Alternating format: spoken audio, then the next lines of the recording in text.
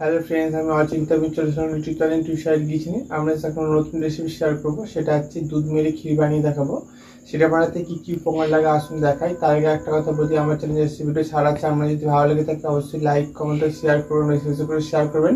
যদি আমার চ্যানেল নতুন হয়ে থাকেন তাহলে প্লিজ সাবস্ক্রাইব করবেন, যে বেল নোটিফিকেশনটা আগে পর্যন্ত যাতে আমার ভিডিও আমার কাছে আগে পৌঁছে।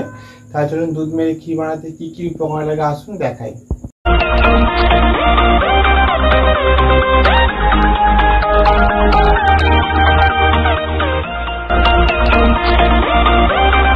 চলুন তাহলে দুধ দিয়ে ক্ষীর বানাতে কি কি উপকরণ লাগে আসুন দেখিয়ে দিই। তার আগে একটা কথা বলছি, ভিডিওটা প্রথম থেকে শেষ পর্যন্ত অনুরোধ রইল। তার জন্য রেসিপিটা শুরু করি। এখানে আমি লিকুইড দুধ পরি 1 লিটারের মতো নিয়ে নিয়েছি। তার জন্য রেসিপিটা শুরু করি। গ্যাসটাতে ননস্টিকের কড়াটা বসিয়ে দিয়েছি, কড়াটা গরম হোক, তারপরে দুধটা দেবো। কড়াটা গরম হয়ে গেছে, আমি দুধটা দিয়ে দেবো। দুধটা দিয়ে দিয়েছি, এটা আমি ফুটিয়ে একটুভাবে মেরে নেবো।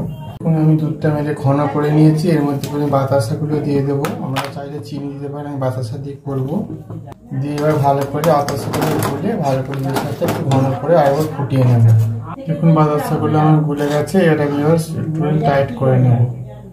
দেখুন আমি দুধটা মেরে ক্ষীর আমার বানানো হয়ে গেছে। এটা একটুখানি জল জেলা আছে, একটু টেনে নেবে। এরকমই নামাবো আমি। তার জন্য রেসিপিটা হয়ে গেছে, এটা নামিয়ে নেবো। দেখুন আমার দুধ মেরে ক্ষীর রেসিপিটা রেডি হয়ে গেছে।